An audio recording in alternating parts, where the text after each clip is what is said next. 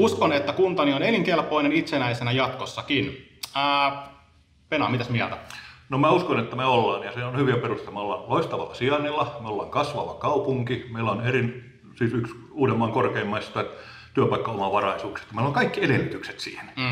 Toki meidän pitää koko ajan kehittää kaupunkia, että tämä myös toimii näin.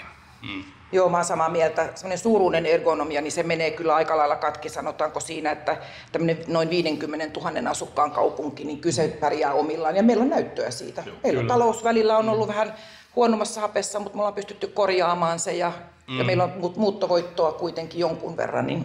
Kyllä. Niin olen samalla kannalla, että kanssa tulevassa tullaan olemaan niin hyvin tällainen kasvava kaupunki. Ja se johtuu myöskin osittain siitä, että on tehty aikaisemmin niin kuin hyviä päätöksiä. Esimerkiksi niin kotun panostaan keskustaa. Täällä on kaikki palvelut kohdallaan. Ei ole tonne Tampereen tien varteen rakennettu isoja ostoskeskuksia, vaan täällä on kaikki ytimessä keskellä. Ja tähän ympärillä on hyvä kasvattaa ja rakentaa lisää.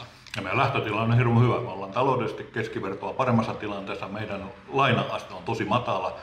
Alta 1900 per asukas, mikä on ihan huippua. Kyllä. Ja sitten ehkä se, että me ollaan mun mielestä hyviä siinä, että me kuitenkin kyetään tekemään yhteistyötä meidän niin kuin ympärillä olevien kuntien kanssa. Meillä on talousalue, vaikka se meneekin tuonne Hämeen puolelle, niin siitä huolimatta sitä yhteistyötä pitää tehdä.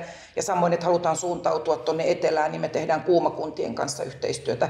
Ei se välttämättä vaadi kuntien yhdistämistä, vaan nimenomaan sitä yhteistyötä. Kyllä, juuri näin. Ja sitten meillä on hyvä puoli, että nyt kun tuli tämä TE-palvelualueet, niin meidän työllisyysalue on täsmälleen sama kuin meidän hyvinvointialue, niin se helpottaa ilman muuta niiden yhteistyötä. Kyllä, totta.